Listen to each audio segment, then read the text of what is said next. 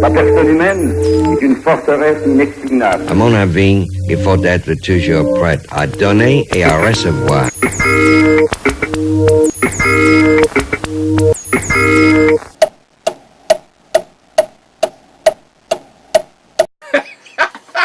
Non, malheureusement.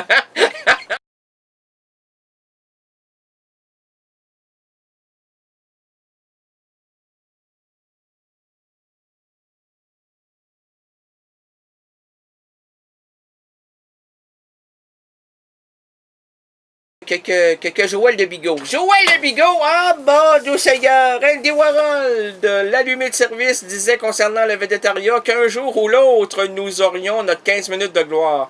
À l'émission, nous mettons aujourd'hui de l'avant cette phrase devenue célèbre en soulignant un spectre qui circule avec curiosité à travers mes errances rénadiennes. Ma vedette cette semaine, Joël Le Bigot.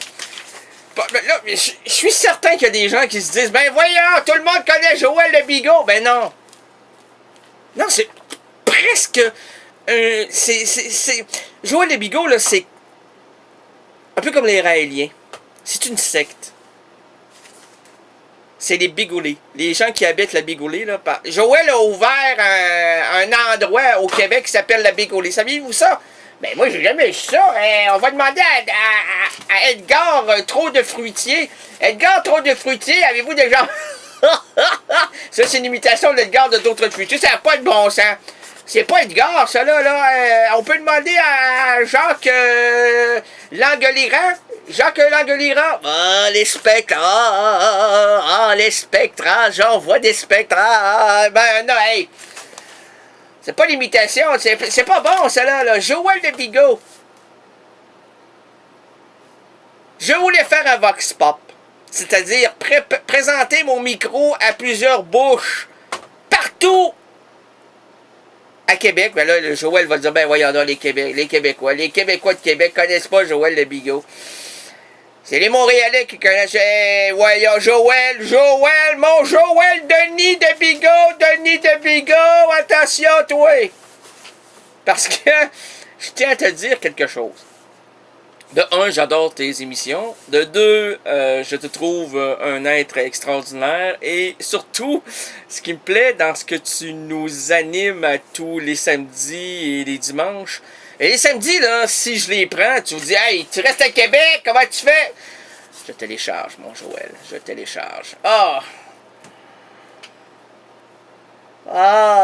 Et à chaque fois que je dis ça, à Joël, je télécharge, il s'imagine qu'il va en recevoir plein là. Non, Joël, je télécharge tes émissions. OK.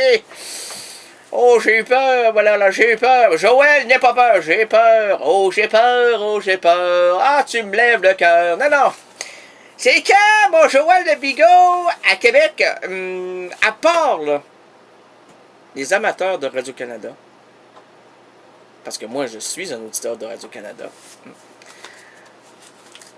j'étais dans le communautaire à l'époque, puis enfin, je suis pas sur Quit Media, là, je sais pas, comment t'appelles ça, le Tweet Media, je suis pas là-dessus, moi. Mais tu peux savoir ma vie, mon œuvre, mais anciennement, j'étais sur une radio communautaire à Québec, très très bien. Elle est devenue moins bien depuis que je suis pas là. Je suis parti. Je suis parti sur le privé. Et alors donc, j'ai une émission. Errance Canadienne était à l'époque à CKRL. Et pendant 4 ans, presque 5 ans. Et bon, il est arrivé quelque chose. Et j'ai voulu quitter ce quelque chose parce que je voyais que c'était rien. Alors quand je suis devant rien, je veux évoluer. Contrairement à ce rien qui reste stagnant et qui tuera cette...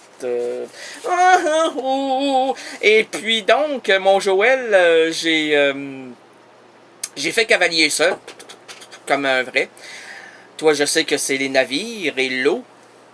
Et le loup calé sur les vagues bleues. Et ça lui donne le mal de mer. Le frère de Joël Le Bigot, hein? C'est Didier Le Bigot m'a dit putain, ça c'est le frère de Didier Wampas. Didier Le Bigot et Didier Wampas, hein, des grands frères. Par le mot Didier, par le prénom Didier, là, ils se sont dédiés toute une existence. et surtout, ils se sont offerts une ouverture vers plusieurs enrichissements intellectuels. Joël Le Bigot est né à Livaro. Livaro, ça c'est pas à Québec? Non, c'est pas à Québec. Ah, c'est à Montréal. Ben non. Livaro, en Basse-Normandie. Oh! J'aime à revoir ma Normandie, c'est le pays qui m'a donné le jour.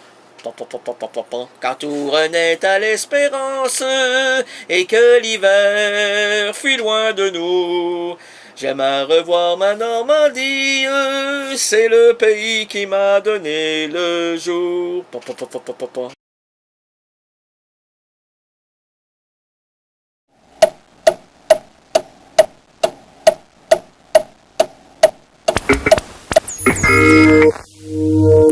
La personne humaine est une forteresse inexpugnable. À mon avis, il faut être toujours prêt à donner et à recevoir.